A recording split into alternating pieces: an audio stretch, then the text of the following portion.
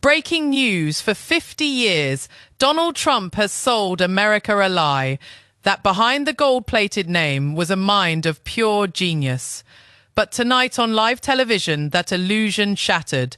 One page, one score, one percentile at a time. In the grand theatre of American public life, there is...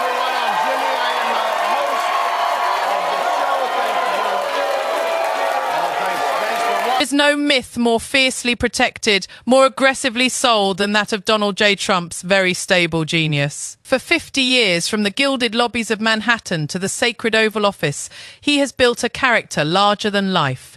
The ultimate businessman, the king of deals, the political genius who outplays everyone, his entire brand. His very identity is built on the claim that he is the smartest man in every room. He has bragged about his towering IQ, named dropping the Wharton School of Finance as his ironclad proof, calling it the best school in the world, as if the name alone anoints him as a once-in-a-generation intellect.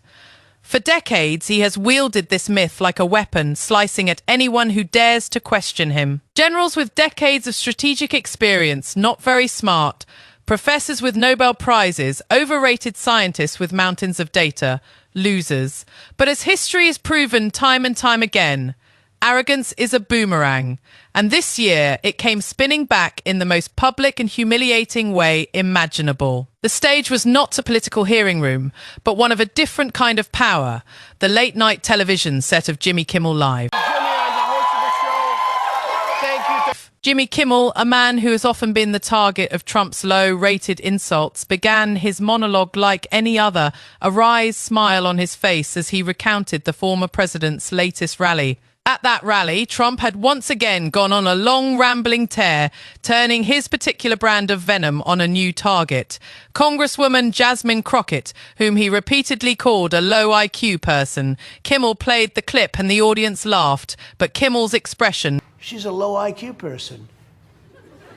Turned serious. You know, he said, pacing his stage, he has been doing this for 50 years. He calls everyone low IQ. He demanded to see President Obama's college transcripts, claiming he couldn't have possibly gotten into Harvard on merit, all while threatening to sue any school or institution that ever dared to release his records. It has been the great mystery. What exactly has he been hiding? Kimmel then paused, the energy in the studio shifting from comedy to one of intense, breathless anticipation. Well, tonight the mystery is over, he said, his voice dropping. After months of our researchers digging through university archives, we finally got it. From under his desk, he pulled a thick, official-looking document, its cover bearing the unmistakable crest of the University of Pennsylvania. This, he announced, holding it up for the cameras to see, is a certified copy of Donald J. Trump's 1970 Wharton School aptitude test. The studio audience fell dead silent. This was the document Trump's own lawyer, Michael Cohen, had testified he was ordered to bury. We had a panel of experts verify it, Kimmel continued. This is real. He put on a pair of reading glasses, opened the folder, and unsealed the 50-year-old truth. We've all heard the boasts about his off-the-charts intellect, Kimmel said, his voice steady. So, let's see the numbers he read from the page. Verbal reasoning, a percentile of 92. Okay, math reasoning, a percentile of 87, but the key score, the one that measures overall cognitive aptitude for graduate-level business studies, an overall percentile of 38, the studio erupted in a wave of shocked, explosive gas and laughter. That is not just mediocre, Kimmel clarified. That is below the Ivy League bar. More than 60% of the people who took that test on that day outscored the self-proclaimed stable genius. The myth in that instant cracked wide open.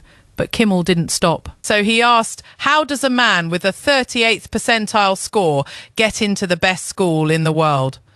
Well, the report also includes internal admission memos. One note from an admissions officer mentions the deep university connections and significant financial assurances made by his father, Fred Trump. The camera zoomed in on Kimmel's face. He didn't earn his way into Wharton with brilliance. Does a man with a 38th percentile score get into the best school in the world? Well, the report also includes internal admission memos. One note from an admissions officer mentions the deep university connections and significant financial assurances made by his father, Fred Trump. The camera zoomed in on Kimmel's face. He didn't earn his way into Wharton with brilliance.